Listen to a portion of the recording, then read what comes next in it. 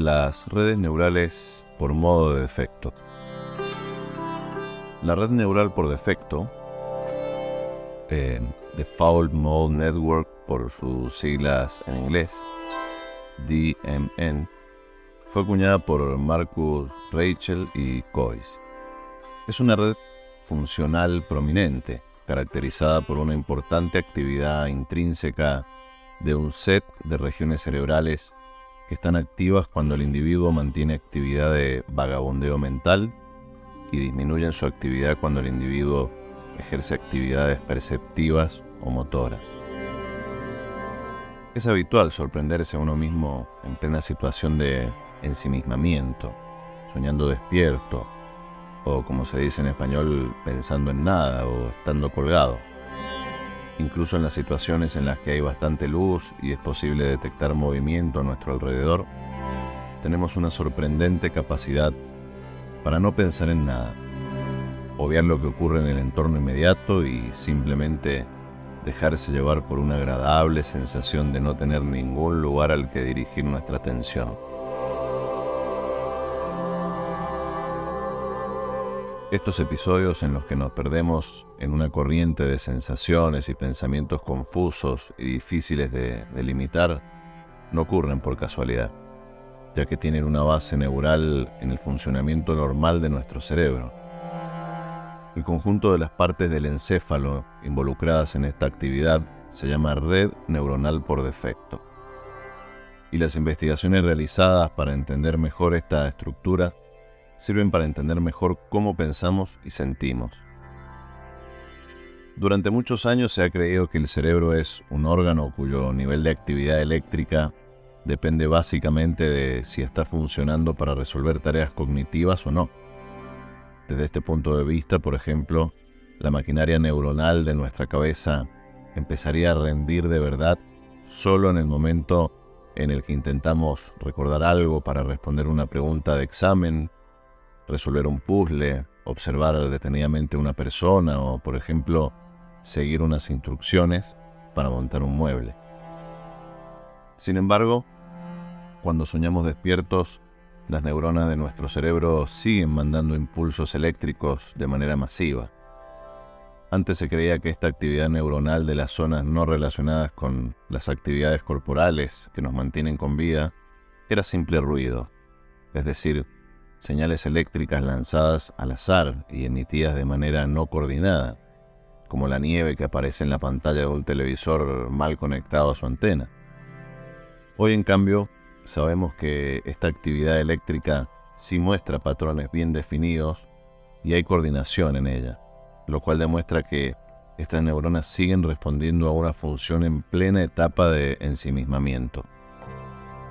También sabemos que, sorprendentemente, cuando empezamos a divagar y dejamos de prestar atención a nuestro entorno, nuestro cerebro consume casi la misma energía que cuando realizamos tareas cognitivas complejas que hemos de realizar conscientemente, solo un 5% menos. De algún modo nuestro cerebro está diseñado para que podamos soñar despiertos, y es probable que esta actividad tenga una o varias utilidades concretas. Sabemos que la actividad cerebral sigue existiendo incluso cuando dejamos de prestar atención a los estímulos del mundo externo. Ahora bien, ¿para qué sirve toda esta actividad? ¿Qué tipo de procesos neuronales son los que se están llevando todos esos recursos que no van destinados a resolver cuestiones relacionadas con el entorno? De momento, poco se sabe sobre esta cuestión, y esto es lo que ha llevado a algunos investigadores a hablar acerca de la energía oscura del cerebro, un tipo de activación que se sabe que está ahí, pero cuya función se desconoce. ¿Dónde tiene lugar la red neuronal por defecto? Sin embargo, lo que sí sabemos acerca de esta actividad neuronal es que está asociada a zonas muy concretas del cerebro. Este conjunto de regiones involucradas en estos misteriosos patrones de activación ha sido bautizado con este nombre de red neuronal por defecto. Dicho de otro modo, estas investigaciones recientes muestran que el cerebro humano está preparado para que no disminuya mucho su nivel de actividad cuando nuestros pensamientos se repliegan sobre nosotros mismos. En los momentos en los que quedamos ensimismados, entramos en un modo por defecto que apenas empezamos a comprender, y la red neuronal por defecto es, de este modo, el tejido de células nerviosas que permiten que ocurra esto. La red neuronal por defecto se distribuye en 3 zonas: la zona medial de los lóbulos temporal, parietal y prefrontal, y estas regiones se activan de una forma u otra dependiendo de si estamos llevando a cabo tareas que requieren una atención focalizada, sostenida en elementos cambiantes de nuestro entorno físico. Concretamente, y aunque puede parecer contraintuitivo, la red neuronal por defecto se activa cuando empezamos a divagar y entramos en un estado de ensimismamiento, y se apaga cuando tareas relacionadas con el mundo externo requieren nuestra atención. En cuanto a la vertiente psicológica de lo que conlleva la coordinación de las neuronas de la red neuronal por defecto, sabemos que durante los momentos de ensoñación, nuestros pensamientos, aunque imprecisos y difíciles de plasmar verbalmente, en parte por la poca atención que les prestamos, giran en torno a la idea del yo y las situaciones imaginarias que podrían pasar en un futuro, más que revisiones de experiencias pasadas. Esto nos lleva a creer que la función del modo por defecto puede estar relacionado con la anticipación de hechos y nuestra reacción ante estos. ¿Qué nos dice la red neuronal por defecto sobre la práctica de soñar despiertos? Lo que sabemos acerca de la red neuronal por defecto nos lleva a concluir que la naturaleza de esta especie de vagabundeo mental es distinta a como creíamos. No se trata de una actividad que conlleve el apagón de amplias zonas del cerebro y el descenso de la actividad coordinada de nuestras neuronas, sino que sigue estando ligada a un funcionamiento sistemático y determinando zonas encefálicas. Dicho de otro modo, cuando soñamos despiertos, nuestro cerebro no se desactiva, sino que entra en un estado de activación diferente. Nuestra mente no está diseñada para quedarse en blanco. Es difícil valorar hasta qué punto nuestra mente está en blanco si cuando esto ocurre nuestro cerebro entra en una especie de activación que consume casi tanta energía como el pensamiento focalizado en estímulos externos. Aprender acerca del funcionamiento de la red neuronal por defecto nos puede servir para comprender mejor de qué hablamos cuando nos referimos a la actividad de soñar despiertos, y nos acerca la posibilidad de revelar a qué aspectos útiles del funcionamiento cerebral está asociado este conjunto de neuronas y por qué lógica seguía este tipo de activación.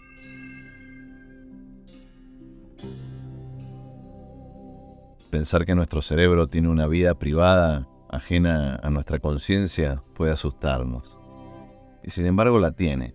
Un ejemplo de ello es esta red neuronal por defecto, esta área que actúa casi como un piloto automático cada vez que nosotros divagamos mentalmente, cada vez que desconectamos de nuestra realidad para caer en ese plácido ensimismamiento tan relajante.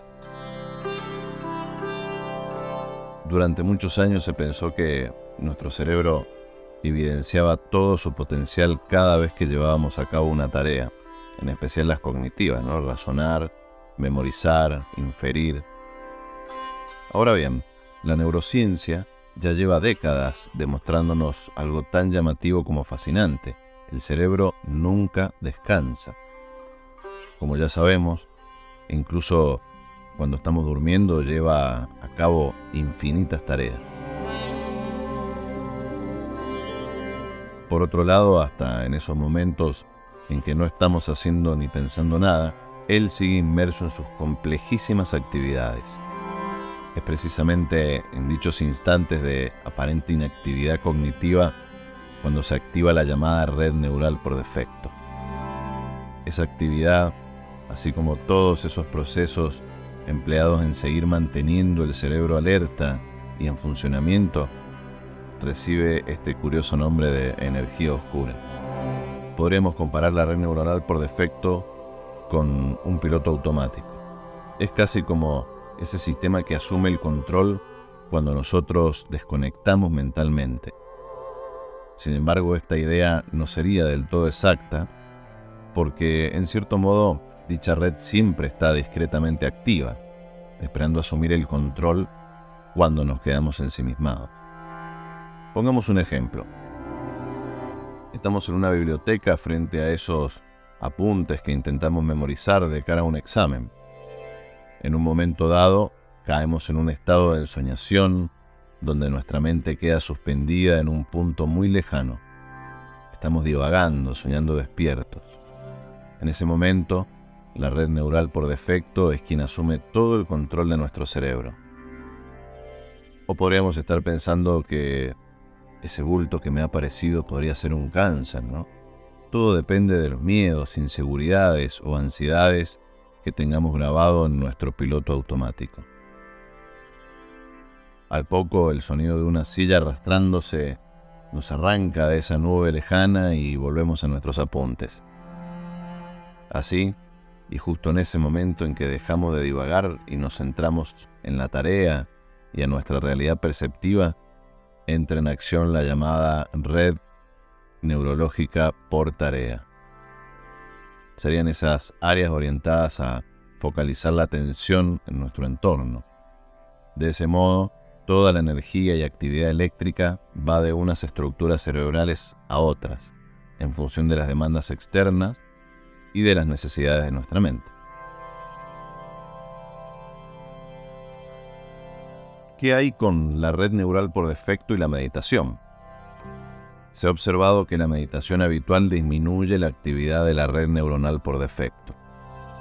La meditación es una práctica que consiste en regular la atención de manera voluntaria, cambiando el foco atencional de las producciones de la mente, los pensamientos, ideas, recuerdos y emociones, hacia un objeto como la respiración o la llama de una vela. Una de las claves de la meditación está en no juzgar la propia experiencia meditativa, aceptando cualquier pensamiento, emoción o sensación que pueda llegar a nosotros. Esto que aparentemente parece fácil, en realidad requiere mucho esfuerzo porque supone renunciar de manera voluntaria a los juicios sobre lo que pensamos o sentimos. La meditación entrena nuestra atención. Por eso no es extraño que tenga un efecto directo en la divagación y rumiación. La red neural por defecto suprime su actividad cuando se realizan tareas donde la atención es la protagonista y la meditación consiste en redirigir la atención al cuerpo o a un objeto externo, por eso la desactiva. En mi propia práctica meditativa me he dado cuenta de que la meditación crea un espacio de calma y ausencia de juicios que es liberadora, aunque al principio la experiencia es diferente. Porque cuando nos paramos un rato y cerramos los ojos, sentimos que nuestra mente está más activa que nunca y descarga sin parar pensamientos sin importancia, mezclados con recuerdos, con preocupaciones y con la lista de tareas pendientes. Al principio estas sensaciones son normales y forman parte del proceso de relajar la mente y reducir el ritmo al que funciona. Pero cuando persistes y meditas de manera habitual, comienzas a ver espacios libres de pensamientos, señal de que la red neuronal por defecto se está apagando. Y aunque solo sean unos segundos, estamos cambiando nuestro cerebro. Y cuando cambiamos nuestro cerebro desde dentro, toda nuestra vida cambia. Por eso la meditación es una práctica muy recomendable no solo para mejorar nuestro estado anímico y conocernos mejor, también lo es para entrenar nuestra atención y reducir la rumiación cognitiva. La red neuronal orientada a tareas es un conjunto de regiones del cerebro humano que responde típicamente activándose frente a tareas que demandan atención. La red incorpora regiones del sistema de atención dorsal, pero también incluye regiones prefrontales, dorsolaterales ventrolaterales, la ínsula y el área motora suplementaria. Notablemente, los nodos de esta red también están correlacionados durante el descanso, es decir, en la ausencia de una tarea. En personas normales está inversamente correlacionada con la red neuronal por defecto.